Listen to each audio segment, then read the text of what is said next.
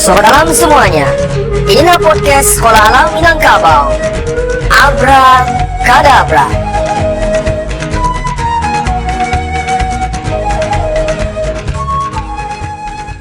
Bismillahirrahmanirrahim. Assalamualaikum warahmatullahi wabarakatuh. Hai Sobat Alam semuanya, bertemu lagi dengan kita podcast Sekolah Alam Minangkabau, podcast Abra Kadabra. Nah, pada kesempatan kali ini kita punya tamu istimewa, seorang kepala sekolah SD Sekolah Alam Minangkabau. Beliau adalah Bu Sylvia Yetra. Hai, Assalamualaikum warahmatullahi wabarakatuh. Waalaikumsalam warahmatullahi wabarakatuh. Bu Sylvie ini untuk Sobat Alam ketahui bahwa beliau ini baru saja menjabat sebagai kepala sekolah SD Sekolah Alam Minangkabau, dan beberapa minggu yang lalu juga sudah memutuskan untuk melabuhkan hatinya kepada pujaan hatinya. Nah, baru selesai menikah. Nah, untuk Sobat Alam ketahui, proses ini termasuk yang unik di antara peristiwa pernikahan yang ada. Karena kenapa kita bilang unik? Karena keputusannya dilakukan dengan sangat cepat. Nah, kita mau eksplorasi bagaimana dengan keputusan Bu Sil. Nah, kita langsung aja tanya ke beliau. Nah, Bu Sil, proses pernikahan Bu Sil ini kan termasuk yang paling ringkas ya, paling pendek, ringkas dan cepat. Alhamdulillah. Nah, tentu kita juga pengen tahu nih, ya, kenapa Bu Sil memutuskan menikah dengan begitu cepat dan apa yang membuat Bu Sil melakukan itu? Benar. Begini, apa yang membuat Isil yakin dengan proses yang begitu cepat? Setiap orang tuh mempunyai keinginan untuk menikah ya, Pak ya. Ya, kalau itu Isil pasti. tuh dulu punya cita-cita, bukan di tahun 2017 Isil punya cita-cita ingin nikah cepat. Bahkan dulu pengennya di umur 20 tahun gitu kan. 20 tahun. Ya, di umur 20 tahun. Tapi qadarullah belum ketemu dengan yang pas seperti itu. Kemudian ternyata dicek-cek lagi, kan kita punya catatan-catatan gitu ya. Ternyata itu pernah nulis dulu impian-impian gitu kan. Pernah nulis gini, nikah tuh sekitar umur di atas 23, di bawah 25. Jadi emang sepertinya ini doa ya. Tuh makanya nggak kecapai nikahnya di umur 20-an. Iya. Ya, karena udah lupa kan. Tapi buka lembaran baru ternyata emang seperti itu. Kemudian apa yang membuat Isil yakin dalam waktu yang cepat? Kan kita itu mempunyai kriteria ya, mempunyai menikah itu adalah ibadah yang paling lama. Tentu kita mempunyai tujuan, visi, misi. Dan apa yang membuat saya yakin itu adalah dengan beliau ini, alhamdulillah suami yang sekarang itu cocok Pak Al. Tujuan sama, visi sama, misi sama. Dan kalau seandainya itu udah sama, kita nggak nambah-nambah PR lagi dalam pernikahan, kita mau maju lagi kan, nggak ada yang perlu diperbaiki lagi seperti itu. Dan tentu ada kekurangan-kekurangan yang akan kita perbaiki lagi seperti itu Pak Al. Ya, kekurangan yang saling melengkapi ya. Saling melengkapi, insya Allah. Nah, menarik ini kan visi sama, misi sama. Apa misinya Mas? Tujuan kita itu menikah itu akan adalah beribadah kepada Allah ya Pak Al ya. Ya. Sesuai dengan tuntunan Al-Quran, kemudian menjalankan kehidupan sehari-hari berlandaskan Al-Quran dan Sunnah Nabi Muhammad SAW. Kemudian juga kita ingin menundukkan pandangan kita, ingin agar hati kita tentram juga kan. Kemudian menciptakan generasi yang solih-solihah. Tentunya kita Amin. tentunya kita ingin memberikan berkontribusi terbaik dalam kehidupan kita. Karena kehidupan dunia ini bukanlah tujuan akhir kita. Tujuan kita itu adalah ke surganya. Itu makanya kita ingin bersama-sama untuk sama-sama bergandengan tangan untuk meraih surganya Allah, insya Allah. Mudah-mudahan Allah mudahkan. Ya, berarti dari keluarga yang sakinah mawaddah warahmah, kemudian agak lebih luas lagi juga berkontribusi dengan terhadap masyarakat. Tentunya dengan menciptakan generasi yang soleh dan solehah ya. Kemudian baru lebih luas lagi sampai akhir jannah nantinya. Oke, menarik nih Sobat Alam semuanya. Nah, Bu Sil, karena beliau kan baru beberapa hari ini menikah, tapi memutuskan untuk LDR istilah sekarang ya. Long distance relationship ya. Nah, bagaimana ini bisa terjadi Bu Sil? Oh iya benar. Untuk LDR ini gimana ya? Kita rembukan dulu Pak El. Dirembukan dulu ya. ini proses Isil ini kan Isil belum pernah mengetahui beliau ini, belum pernah bertemu lah istilahnya dengan beliau ini, baru ketemunya, kita kan ketemu dikenalkan teman ya Pak Alia, dikenalkan teman, kemudian tukaran CV ya, CV, kurikulum vitae. ya, CV data diri kita kan, dia lihat data Isil, cocok, kemudian Isil juga kirimkan data ke beliau juga oke, sama-sama cocok, kemudian kita lanjut ke proses nazar gitu kan, proses nazar juga oke. Kemudian untuk LDR ini dibahas sebelum pernikahan. Kan jarak kita beda nih. Satu di Sumatera Barat, satu lagi di Jakarta. Ya. Tanya ke beliau kira-kira gimana nih. Oh iya, satu lagi sebelum dia ngasih CV-nya, dia tanya ini dulu. Ada apa namanya tuh pertanyaan pertama sebelum ngasih CV. Kira-kira Isil siap nggak nikah tahun ini? Siap nggak diajak hijrah sama beliau ke tempatnya? Kemudian bisa nggak baca tulis Al-Quran? Itu poin-poin 3 poin yang ditanyakan ke Isil nih. Insya Allah siap seperti itu. Nah, karena kita mau lanjut nih, Isil bilang juga kan karena di posisi sekolah alam ini udah menjabat kurang lebih baru 2 bulanan ya Pak Alia. Kalau kondisinya seperti ini di sekolah, sedangkan kita mau nggak mungkin juga kan kita LDR selamanya. Tentu ada keputusan-keputusan yang perlu Isil ambil kan. Jadi gimana nih? Dia boleh, maksudnya tuh kan Isil udah bersedia nih mau diajak beliau. Ya berbubuk lah, diselesaikan dulu administrasinya. Beliau Isil minta keringanan sama beliau, kira-kira bisa nggak minta keringanan untuk menyelesaikan administrasi yang ada di sekolah. Kemudian bagaimananya nanti kalau udah selesai baru ngikut beliau. Alhamdulillah diizinkan. Jadilah Isil selesaikan semua administrasi di sekolah, baru ikut beliau. Nah, kan Bu Sisil ini posisinya sebagai kepala sekolah di sini ya, sebagai kepala sekolah. Dan itu posisi yang bisa dikatakan berat amanahnya, paling atas lah gitu kan di sekolah Alam Minangkabau. Nah, bagaimana posisi itu sekarang Bu Sil dan apa yang Bu Sil lakukan? Kalau untuk sekarang karena belum terlalu jauh ya Pak Alia, Isil juga masih dalam tahap belajar dan tentu gimana ya, posisi ini memang amanah yang luar biasa. Isil bersyukur juga mendapatkan kesempatan ini, belajar juga walaupun waktunya singkat 2 bulan, tapi pembelajaran yang didapatkan selama itu sangat luar biasa sekali bagi Isil sendiri. Dan untuk posisi ini insya Allah udah ada kandidat-kandidat yang pastinya lebih berkompeten untuk menggantikan Isil seperti itu. Cuman nanti bagaimananya diserahkan ke yayasan. Bagaimana yang bagusnya menurut yayasan. Tentu kalau dari Isilnya udah ada beberapa kandidat yang bersedia untuk menempati posisi ini. Nah, berarti dalam waktu dekat pun Bu Sil juga akan segera menyusul suami ke Jakarta ya. Nah, apakah Bu Sil sudah punya rencana what will Bu Sil do di sana di Tangerang, di Jakarta? Kalau untuk rencana Isil di sana Isil kan profesinya sekarang sebagai tenaga pendidik ya Pak Alia. Tenaga pendidik ya. Kemudian basicnya kuliah dulu juga tenaga pendidik, khususnya pendidikan untuk anak usia dini. Usia dini ya. Isil tuh memang mengaplikasikan ilmu-ilmu yang didapatkan selama kuliah ini ada kebermanfaatannya bagi orang banyak.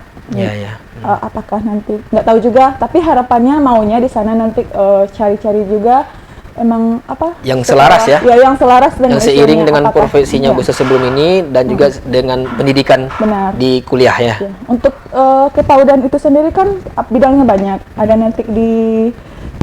ada namanya SPS, Satuan Paut Sejenis, ada TPA, ada RA, ada untuk TK, SD, kemudian SD awal, dan untuk cakupannya lumayan lah. Nanti kalau seandainya bisa mengabdi, insya Allah bisa. Dan beliau, suami pun juga mengizinkan, tidak membatasi untuk bekerja di luar rumah seperti itu. Bagaimana dengan cerita orang tua di kampung? Mungkin apa respon mereka? Bu Sil memutuskan pertama juga LDR, terus harus mengikuti suami ke Jakarta. Benar. Apa respon dari Bapak dan One? Tentunya respon orang-orang pada umumnya tentu apa namanya agak terkejut. Ya, terkejut Kok tentunya. bisa ya Isil mengambil keputusan-keputusan yang seperti itu? Gitu kan. Kilat ya? Ya kilat. Bahkan Pak. ya, nggak tahu juga kan, nggak ada yang tahu juga pas proses apa itu kan juga nggak ngasih tahu pas lamaran, nggak ada yang tahu, pas nikah aja yang tahu kan. Ya. Nah sekarang udah memilih untuk FDL. Ya. LDR. Iya, benar. Kemudian nih ngikut juga dengan orang yang belum kita kenal gitu kan. Tentu itu bagi sebagian orang agak berat mengambil keputusan tersebut. Isil memang orangnya gimana ya? Dari dulu tuh emang suka sesuatu yang menantang, sesuatu hal yang baru gitu kan. Iya. Emang dituntut banyak mengambil keputusan-keputusan yang memang diharuskan untuk mengambil itu tersebut gitu.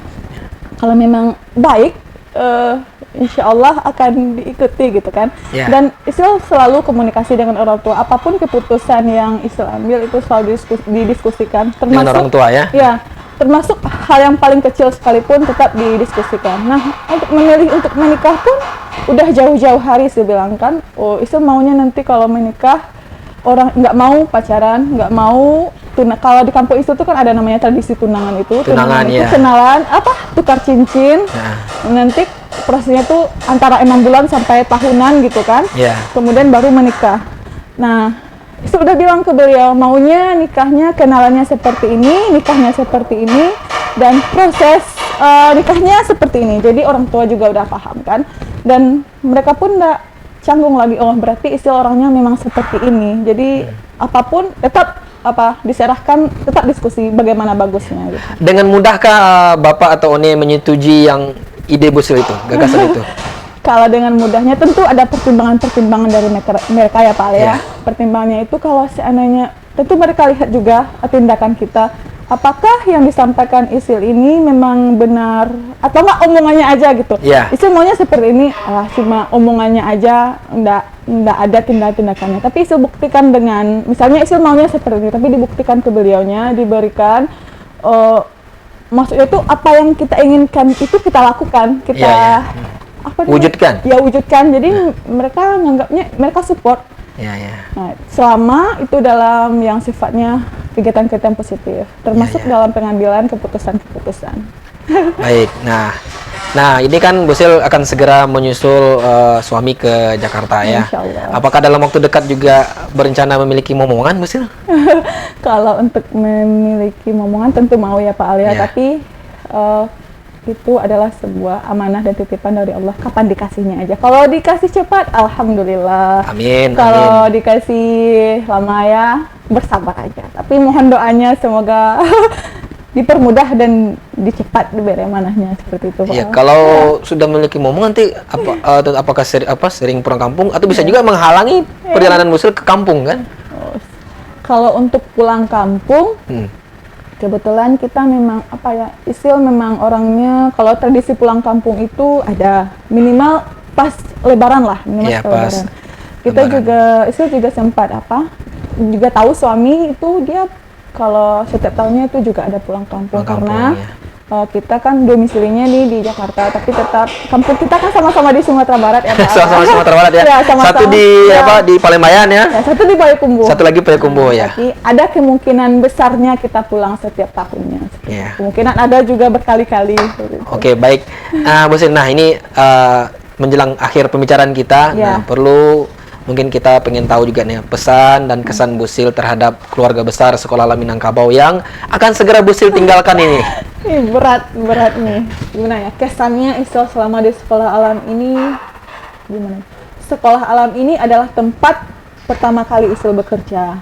Jadi seperti yang sudah Isil ceritakan ke teman-teman lainnya, Sekolah Alam ini adalah rumah, tempat belajar bagi Isil, tempat semua yang kita lakukan di Sekolah Alam ini itu ada nilai-nilai pembelajarannya. Baik itu dengan aktivitas dengan anak, dengan fasilitator, dengan lingkungan, itu memberikan pembelajaran yang luar biasa bagi Isil itu Pak.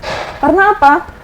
Karena dari anak-anak itu banyak belajar apapun dari anak, dari fasilitator juga. Karena di sini fasilitator Sekolah Alam ini gimana ya? Adalah orang-orang yang luar biasa.